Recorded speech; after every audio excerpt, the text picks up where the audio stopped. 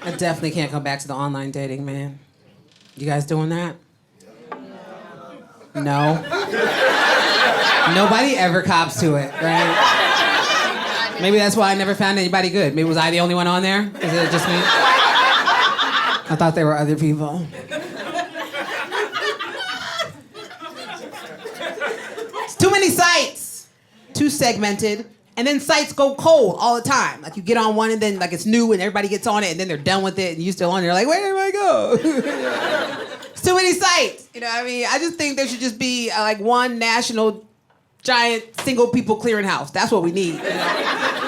You know, you turn 18, you register like selective service. You have to throw your name in the hat. At least then I feel better. Like, at least I'm picking from a pool of everyone. But now it's like, oh, it's so segmented. You're Jewish, this is a special site for you. It's a Christian site just for black folks. I don't know if there's a just if you're white site, but if there is, it's racist. And that's not how you want to meet somebody, you know what I'm saying?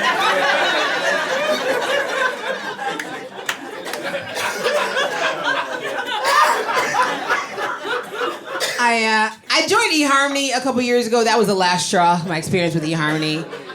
I joined it because I had been doing like the free stuff, and then people tell you like, if you want to meet somebody, you want to do a site where you pay because people are more invested when they pay. They're more serious. But that's bull. Yeah, I joined eHarmony. I paid $120 to join that site.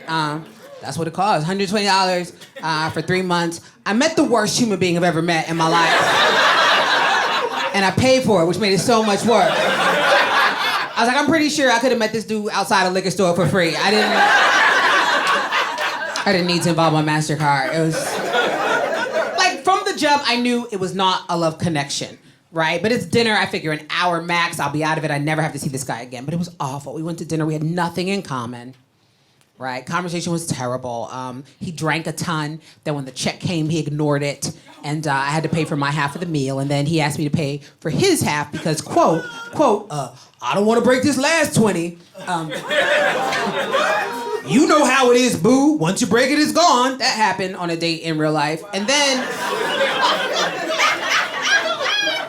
as we were leaving the restaurant, walking back to the car, you guys, he stopped and pissed in an alley in front of me. Yeah, on the date. Pardon me, y'all. That was a woman on the worst date of her entire life. Was like, jump in the first cab you see and get out of here.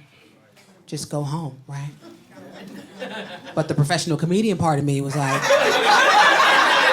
yo, try and ride this shit out, E. Do it for the people. You're welcome. I'm kind of glad I stuck it out, though. I am. Because it actually got better after that. If you're a comedian, not a woman, obviously. Nah, but he comes to where I'm standing frozen in shock. He drops this gem. He goes, you need to let me walk on the street side of the sidewalk. Let me walk on the outside. So I can protect you in case the car jumps the curb. Because my mama raised me to be a gentleman. Guys, I had never prayed for a car to hit a person before. It was my first time. I was like, I don't even know if Jesus does on-demand vehicular homicide. But it can't hurt to ask.